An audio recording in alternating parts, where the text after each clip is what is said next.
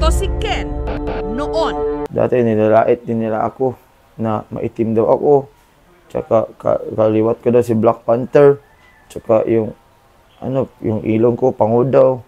Yung suwang ko mahaba ng mundo, sabi nila. Dahil sa inggit sa iba, pagtuntong ni Ken ng high school, nagsimula siyang magpaputi. Actually po, dati nabiktima din ako ng bully kasi sabi nila nga, pangit ko raw. Minsan nasasaktan ako pero minsan din hindi na, pero minsan masaktan ako. At nung siya'y nakapagtrabaho at nakapag-ipon ang kanyang mukha, sinimulan na niyang iparitoke. Nagpatangos ng ilong sa halagang 35,000 pesos. Pero wala siyang kadala-dala. Nagpalagay siya ng diloy o dimples. 20,000 pesos kada pisngi ang bayad. Sunod naman niyang pinatabasan ang itaas na bahagi ng kanyang labi. 30,000 pesos para sa lip reshaping. Matapos ang 3 beses na pagpapatangos ng ilong, 2 beses na pagpapaayos ng baba, pagpapalagay ng dimples, at pagpapanipis ng labi. Ito na ang itsura ni Ken ngayon. Maputi.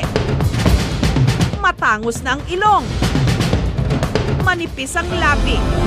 Pero may plaster pa si Ken sa mukha. Hindi pa raw kasi tuluyang naghihilom ang kanyang mga pinagawang dimples. Totoo yan, sir, na binubuli talaga siya, sir, noon. Kaya siya talaga binubuli ng mga tao, sir, kasi pangit naman talaga siya dati, sir. Kaya ako talaga, sir, nakabuli din ako sa kanya, sir. Pero ang akin lang, sir, sana maintindihan siya ng mga tao bakit siya nagparitoke ng ganyan. Tinatawag na nga siyang pugi, sir. Nasisilos na nga kami sa kanya kasi siya na lang ang pugi sa aming grupo. Wait, there's more pa! Dahil hindi pa raw siya kontento. Hinahanap-hanap pa rin daw kasi niya ang pakiramdam na meron siyang parte ng katawan na ipinapaayos. Kaya meron pa siyang weekly check-up kasi ang baho pa ng baba niya. Tignan niyo.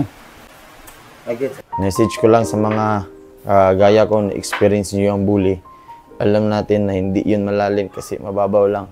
Pero mahirap sa atin kasi mahirap mabully. Kaya huwag kayong mawala ng pag-asa na magaging kagwapo nyo rin ako. Balang araw, kahit 100 years na, ikantay kayo. Sa gustong magparitoke dyan, pumunta lang kayo sa aming Facebook page, Rafael Pacaldo and Gao. Maraming salamat.